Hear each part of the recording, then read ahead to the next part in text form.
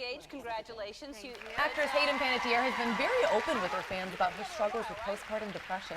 Last week on Twitter, the 26-year-old announced she was seeking treatment again for depression, which she says has impacted every aspect of her life. And Panettiere, certainly not alone. Minnesota Department of Health says that postpartum depression and anxiety affects at least 15% of all women in Minnesota. There's a 5K coming up this weekend with a goal of helping new moms who are dealing with that depression after giving birth. The money raised goes to support the group Pregnancy and Postpartum Support Minnesota. And joining us now are the co-directors of that group, Lisa Cross and Crystal Clancy. Nice to have you guys with us today. Lisa, I know that both of you struggled with postpartum disorder after having a baby. Give people a sense for what that was like to go through it. It's scary. It's not something that I think that there's a lot of information out in the public about, and as a mom, not really understanding what you're going through and what your experiences are, and reaching out to providers who aren't well educated on it. I think that was for me 12 years ago, and there's been a lot of advances since then.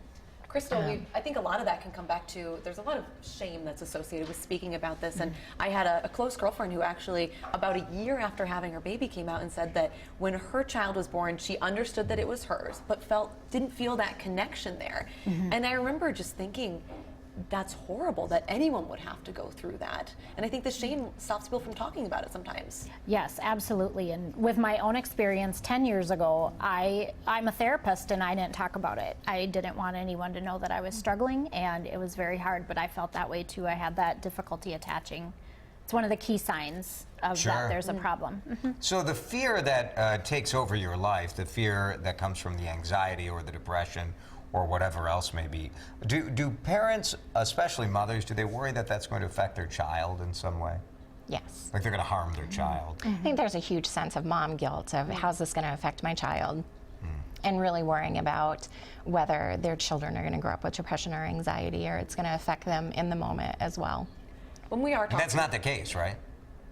It depends on the severity of the disorder and whether it gets treated or not. Hereditary or not. Gotcha. Let's talk a little bit about your group, because pregnancy and postpartum support, I think that just bringing people together and talking about it really does start that great conversation. But what else do you guys offer, Crystal? So in addition to our website, which has our provider resource list, which in order to be part of that list, providers have to go through an interview process, a vetting application process, so that we know that they're qualified to be on that list. We also have community resources on there, support groups, people that are running moms groups that we know can be a good support resource.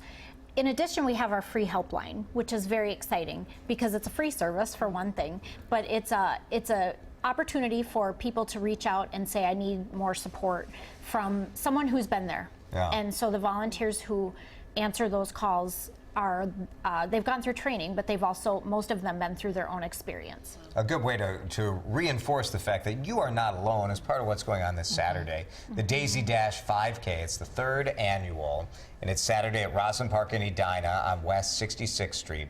There's a kids fun run that starts at 10, that's followed by a 5K run and walk. And we have all sorts of information at WCCO.com for more information on that race, and then on Pregnancy and Postpartum Support Minnesota. I suppose just being around other moms in a fun environment is really useful to know, like, hey, this is all right, and you do need to get help. You can get help. Yeah, building connections is really important. Yeah. Absolutely, and starting that conversation too. Important to know you're not alone and you're not the only one dealing with this. For sure. Lisa and Crystal, thank you guys so much. Have a great event this weekend. Thanks.